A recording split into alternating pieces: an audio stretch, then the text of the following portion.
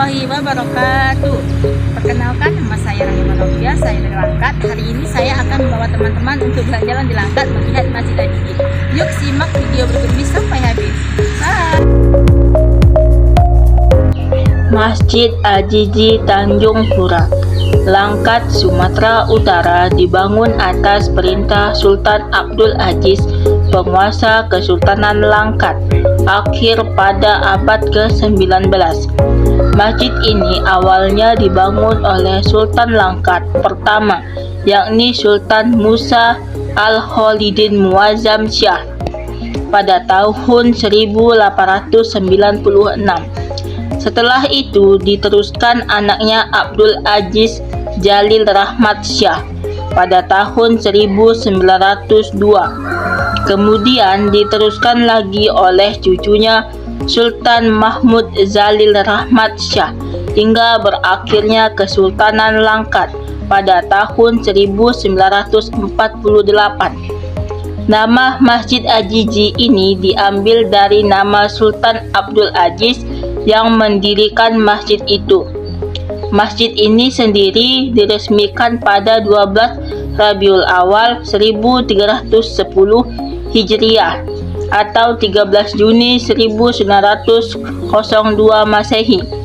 Sejak dibangun masjid ini telah beberapa kali direnovasi, yakni pada tahun 1929, 1936, 1967, 1981, dan pada tahun 1991.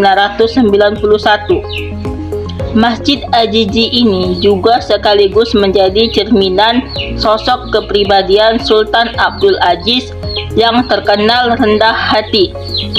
Salah satu unsur lokal Melayu yang menjadi fondasi bagi pembangunan Masjid Ajiji adalah 5 unsur kekuatan dalam filosofi masyarakat Melayu, yaitu kekuatan pemimpin umara, ahli agama ulama, cerdik pandai zumara, orang kaya agnia, dan kekuatan doa orang miskin fugara.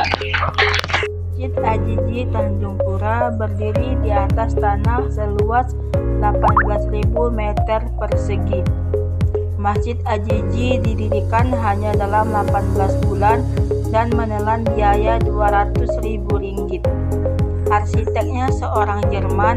Pembuatan rangka besi baja diukur dan dipotong di pabriknya di Jerman, sehingga pemasangan model knaudon di lokasi masjid.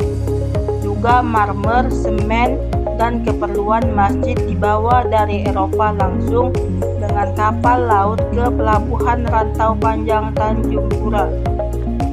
Pada tahun 2010, masjid ini ditetapkan sebagai benda cagar budaya karena memiliki peran penting dalam sejarah, ilmu pengetahuan, pendidikan, agama, dan kebudayaan. Arsitektur Masjid Ajiji sangat berbeda dengan masjid-masjid di Indonesia pada umumnya. Kubahnya ada belasan, terbuat dari tembaga yang berwarna hitam. Bangunan cagar budaya nasional itu memiliki 22 kubah yang beragam tipenya. 1 kubah induk, 3 kubah teras, 4 kubah sudut, 14 kubah piramida berukuran kecil. Arsitekturnya diperkaya pilar-pilar tinggi dengan pelengkung di atasnya seperti masjid-masjid di Timur Tengah.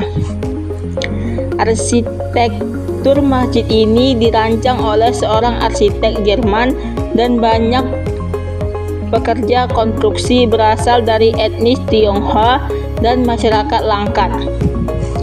Ornamen yang terdapat pada Masjid Ajiji adalah motif kaligrafi, motif tumbuhan, motif alam, dan motif hewan. Mata akan dimanjakan dengan cantiknya ornamen-ornamen perpaduan Timur Tengah dengan Melayu.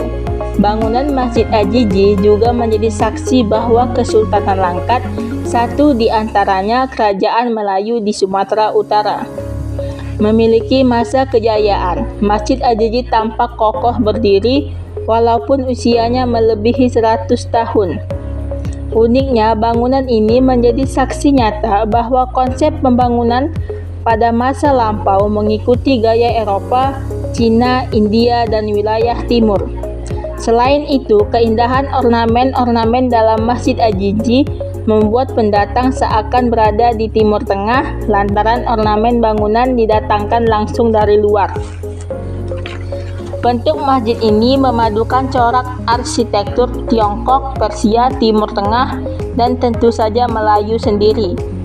Menara yang dibangun di masa Sultan Mahmud menjulang di halamannya, serta ukiran pada pintu-pintunya bernuansa arsitektur Tiongkok.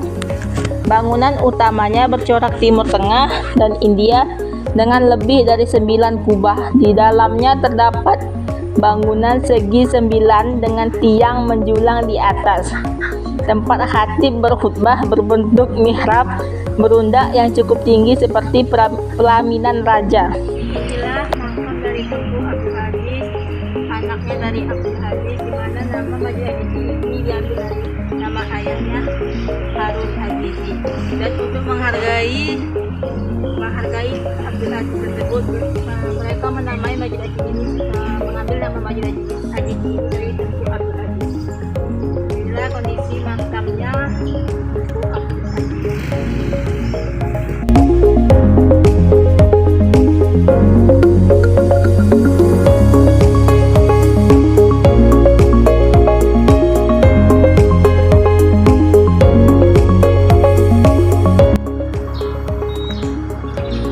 Sekarang kita berada di makam Pusara Pahlawan Nasional Tengku Amir Hamzah merupakan ahli penulis puisi yang selalu menuliskan bagaimana kisah-kisah yang terjadi di Langkat, seperti siapa itu di Langkat, bagaimana sejarah Langkat. Beliaulah yang menulis sejarah-sejarah banyak di Langkat melalui puisi-puisi. Sekian video dari saya. Wabillahi taufik wal hidayah. Wassalamualaikum warahmatullahi wabarakatuh.